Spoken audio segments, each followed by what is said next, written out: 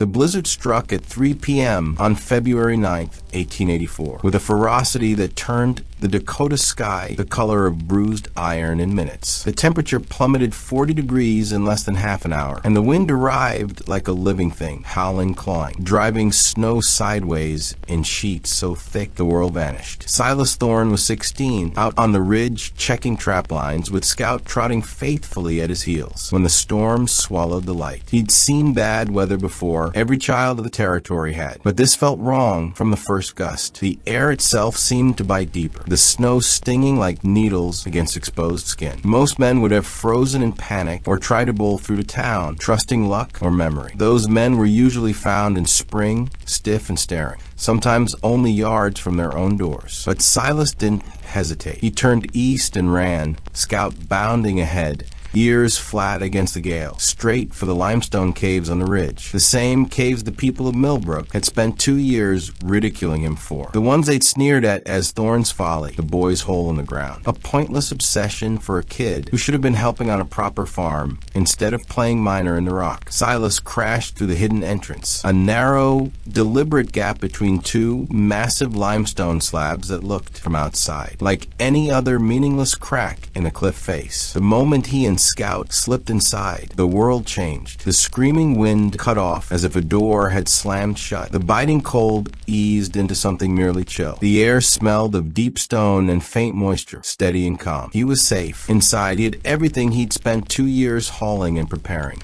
Barrels of dried meat and hardtack, a clear underground spring trickling into a carved basin, stacks of split firewood, thick wool blankets, oil lamps, and even a small shelf of books to fight the long dark hours. He could survive a week here, maybe 2, if he rationed carefully. Scout shook snow from his coat, looked up at Silas with bright, trusting eyes, and thumped his tail once against the stone floor, as if to say, good choice. What Silas could not have known, what no one could have predicted, was that within 3 hours, 27 desperate souls would battle through the deadliest blizzard Dakota had ever recorded, all fighting toward the very caves they'd mocked him for building, and that this storm would rage without mercy for 9 full days. 2 years earlier, April 1882. You want to live in a cave? Mayor Hutchins stared at Silas across the desk, as though the boy had suggested moving to the moon. Not live in it, Silas replied evenly. Prepare it as an emergency shelter. They were in the mayor's office in Millbrook, a growing town of 400 that prided itself on solid frame houses and ambitions for statehood. Silas had come to file formal notice of his work on the limestone caves 2 miles east,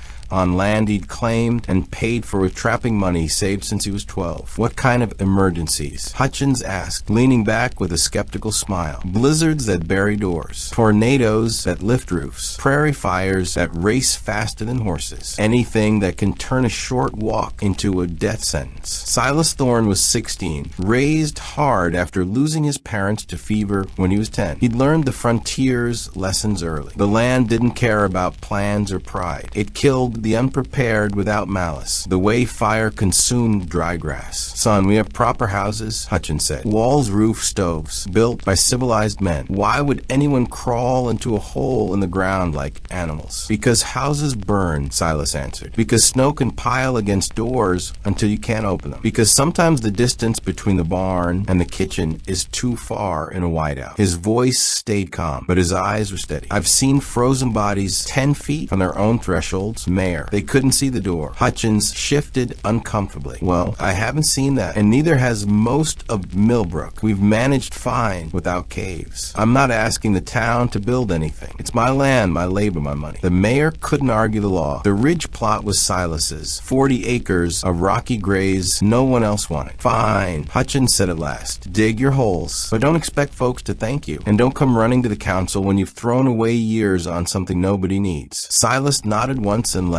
Scout was waiting outside, tail wagging in quiet confidence, as if the dog already understood what the men in town could not. That summer and the next, Silas worked alone on the caves, with only Scout for company, and the growing certainty that the ridge would one day be grateful he had. He simply tipped his hat and left. Over the next 2 years, Silas Thorne became both a quiet fixture and the running joke of Millbrook. Every fair weather day, he rode out to the limestone ridge with Scout trotting beside the loaded pack mule, tools clanging, timber creaking, supplies bundled tight. He worked alone from dawn to dusk, methodically turning the natural cave system into something far more than a hole in the ground. The main cave had been carved by ancient water through soft limestone, already 30 feet deep and 20 wide. But Silas made it larger, safer, and livable. He blasted and chipped side chambers with careful charges, shored weak ceilings with thick oak beams, and leveled the floor for easier walking. The townsfolk watched from a distance at first, then closer,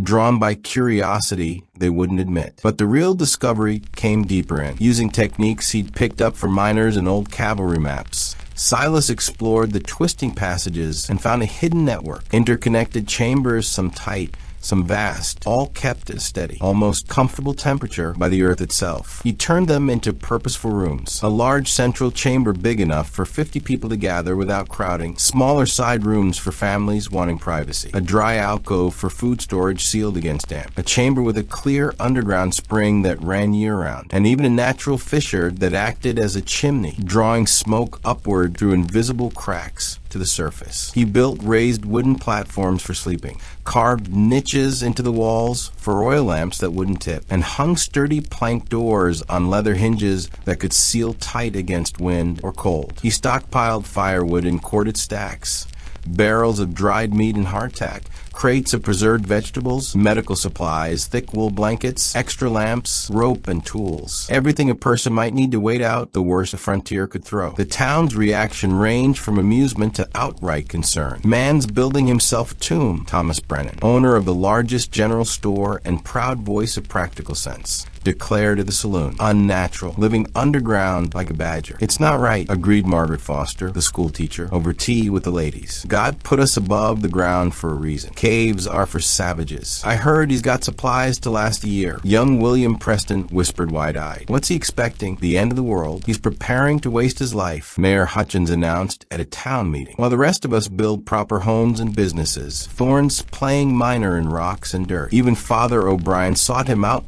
one Sunday after services. My son, the priest said gently, I understand wanting security, but true safety comes from faith and community, not hiding in holes. I'm not hiding, Father, Silas replied. I'm preparing. There's a difference. Preparing for what? What do you know that we don't? Silas met the priest's eyes. I know nature doesn't care about our churches or our plans. I know a storm can kill faster than any bullet if you're not ready. I know being called crazy is a small price if it means being alive. The priest had no reply to that. By the winter of 1883, the shelter was finished. Silas had poured nearly every dollar, every spare hour, and every ounce of strength into it. The result was an underground refuge that could comfortably house dozens. Warm, dry, supplied, and hidden. No one came to see it. No one asked for a tour. Children dared each other to creep close to the entrance, but never crossed the threshold. Rumors swirled. Silas had lost his mind. He was waiting for some imaginary doom, and he might even be dangerous. Silas ignored the talk. He maintained the caves faithfully, rotating food stocks, checking beam supports, clearing minor rock falls, and keeping lamps filled and wicks trimmed. He was ready. He couldn't have predicted the exact shape of the disaster, but he felt it in his bones. The frontier's unforgiving truth that catastrophe always came eventually. February 9, 1884. The storm arrived. The blizzard that history would remember as the Great Dakota Storm of '84 began quietly enough. Morning dawned cold but clear. People went about daily chores. A few noticed restless birds, skittish livestock, and an odd heaviness in the air. But frontier life was full of hard weather. They shrugged it off. Silas knew better. He'd learned to read the signs from Lakota scouts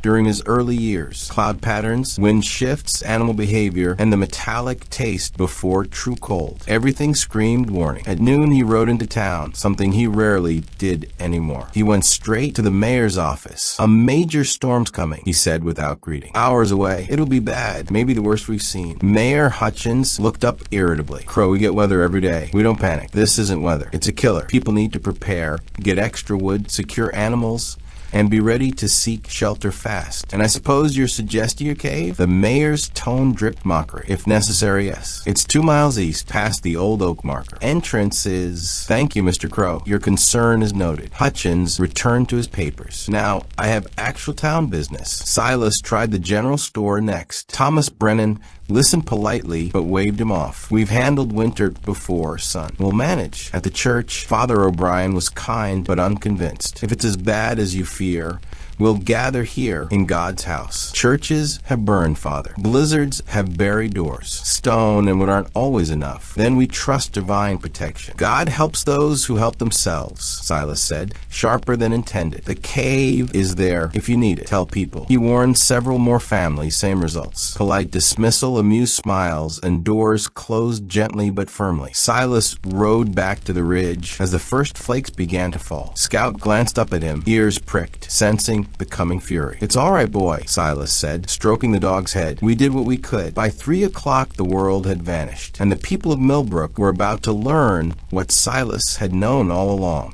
Some thanked him politely, others barely listened, and a few openly mocked him to his face. By 2 o'clock, frustrated but deeply worried, Silas headed back to the caves to make final preparations. Extra wood near the fire pit, lamps filled, blankets aired. The storm hit at 3 o'clock. It came with shocking speed and violence. The temperature plummeted 40 degrees in minutes. The wind shifted from breeze to hurricane howl. And the snow didn't fall, it attacked, driven sideways in blinding sheets that erased every landmark, every trail, and every sense of direction. People scrambled for their homes, but the suddenness caught many outside. Farmers in distant fields, children walking from school, shopkeepers on deliveries, all suddenly blind in a white world that killed with cold. The lucky ones were near shelter. The unlucky vanished into the storm. Thomas Brennan had been in his warehouse when it struck. He tried the 30-yard dash to a store and got lost instantly, wandering in circles until he walked into a wall by pure chance. He followed it, found a door, not his own, and pounded until someone let him in. Margaret Foster and 7 students were caught halfway home from school. She turned them back toward the building, but in the whiteout, she couldn't find it. They were saved only when a farmer heard the children's cries and followed the sound through the gale. Others weren't so fortunate. Young William Preston tried crossing from the saloon to his house and simply disappeared. His wife waited by the window with a lamp, but he never came, and some, cold, terrified, remembering Silas's warnings they dismissed, decided to try for the caves. Sarah Henderson was the first. She'd been visiting her sister on the town's edge when the storm hit. Her own home was a mile away, impossible now, but from a porch she could still make out the dark line of the eastern ridge. She remembered the stories about Thorn's Folly. "I'm going to caves," she told her sister. "You're insane, you'll die out there." "I'll die here if I wait." She wrapped herself in every layer she could find, tied a rope from the porch rail around her waist as a lifeline, and stepped into the white. She kept the wind on her left shoulder, moving east by feel and memory. Somehow, luck, providence, or stubborn will, she stumbled straight into the narrow gap between the limestone slabs. Silas nearly swung his rifle when the figure crashed through the entrance, half thinking it was a bear driven mad by the storm. But he recognized Sarah Henderson, the baker's widow, a practical woman who'd always been civil even when others laughed. "Mr. Thorne," she gasped, ice crusting her lashes and scarf. "Thank God. You nearly didn't make it," Silas said, helping her inside. "How did you find the entrance?" "Remember the stories. Figured if you were crazy enough to build it, maybe it was crazy enough to work." He led her to the fire already burning in the main chamber. Hot coffee in the pot. "Blankets are in that chest. Get warm." 30 minutes later, the Anderson family arrived. Parents and 3 children, nearly frozen, guided by desperation and the same half-remembered tales. Then old Henry Polson, whose cabin roof had begun caving under the weight. Then Father O'Brien led 6 townsfolk who'd taken refuge in the church until the building shook so violently they feared collapse. Then Thomas Brennan himself, who'd finally admitted his store wouldn't survive the night. One by one, family by family, they came half-frozen, terrified, seeking the shelter they'd mocked for 2 years. By nightfall of the first day, 27 people filled Silas's cave system. The storm raged outside, but inside they were safe, cold but manageable, dark but lit by oil lamps, cramped but alive, thanks to Silas's obsessive preparation. "How did you know?" Sarah Henderson asked as she helped organize sleeping platforms. "How did you know we'd need this?" "I didn't know when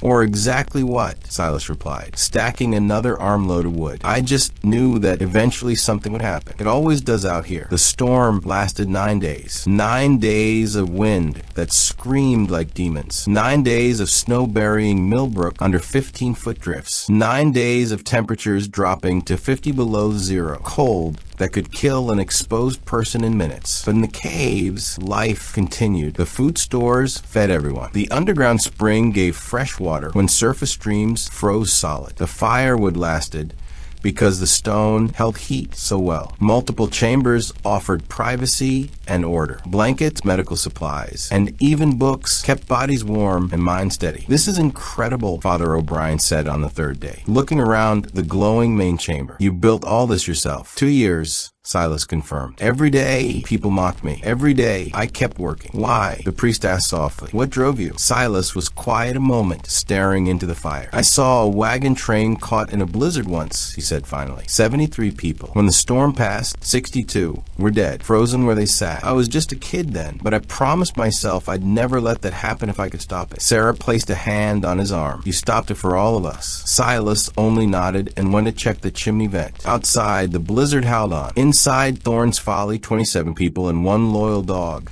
waited for spring, alive, because a 16-year-old boy had refused to listen when the world called him crazy.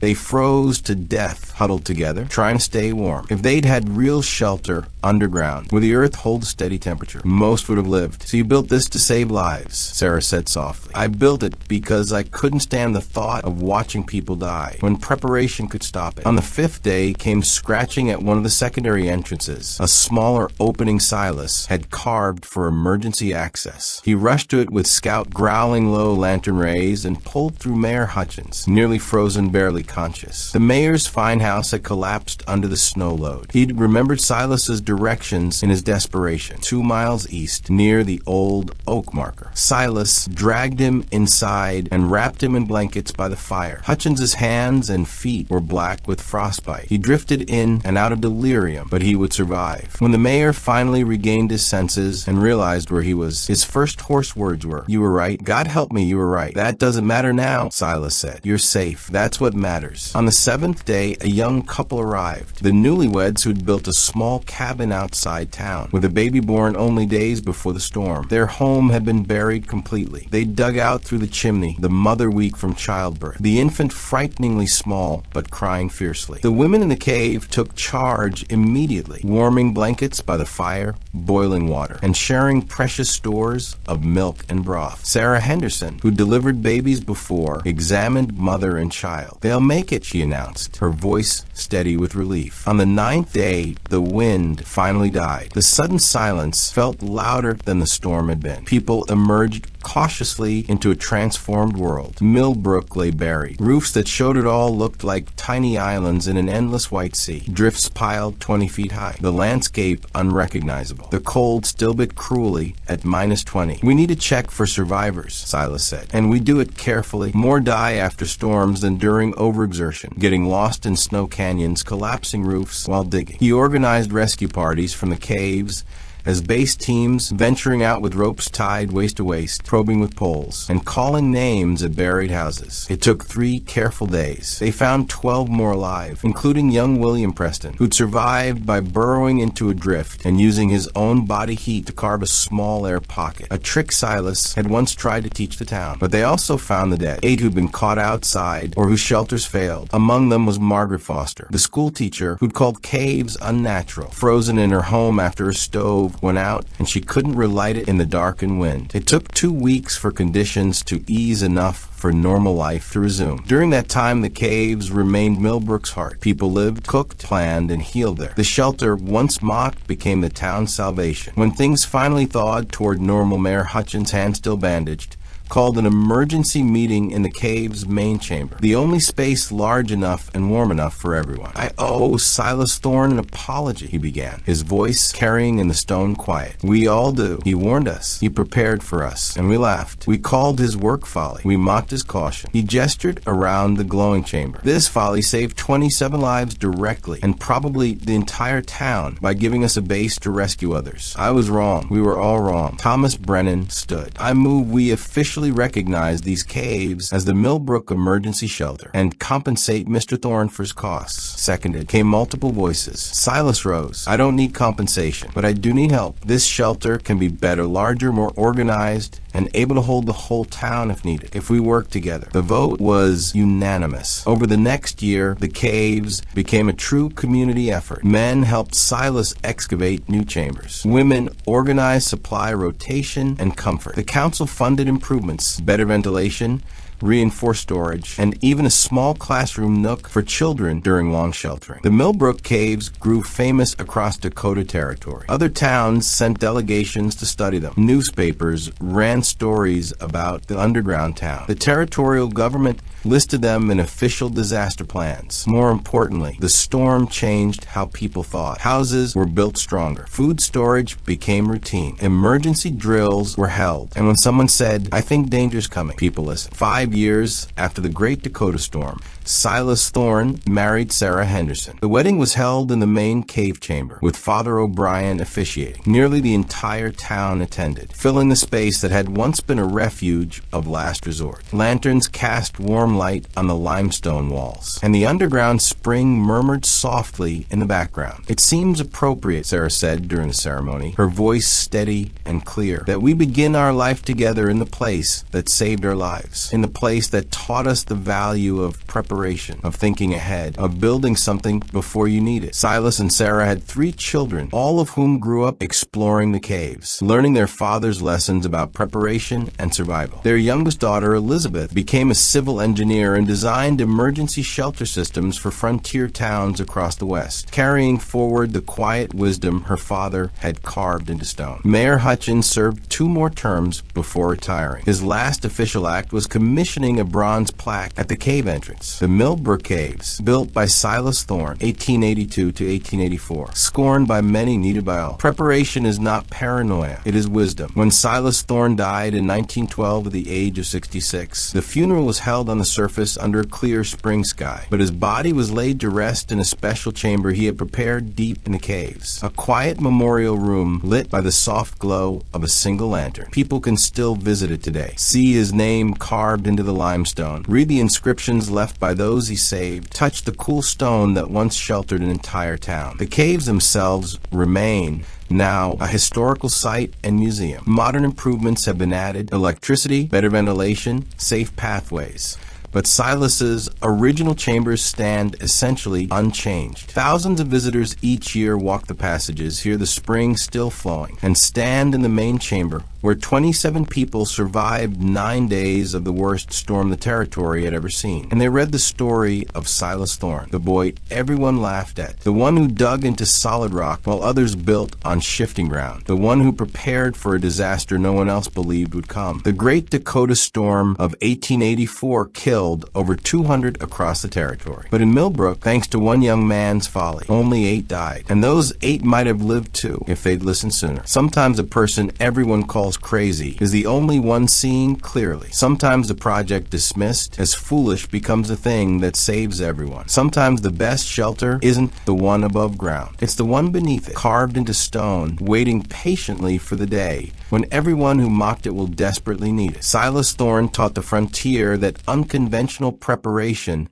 beats conventional unpreparedness every time. That thinking differently may look strange until the moment it becomes essential. And that digging deep, preparing thoroughly, and ignoring the laughter is not madness. It's the quietest, bravest form of love. The caves still stand, the spring still flows, and the lesson still echoes through the stone. Prepare the path. Someone will need it someday. And when they do, they'll be glad you ignore the laughter. That was the complete story. If you enjoyed it, please subscribe to the channel and hit the bell icon so you don't miss the next ones. We'll meet again on Hill Destiny with another tale. Take care.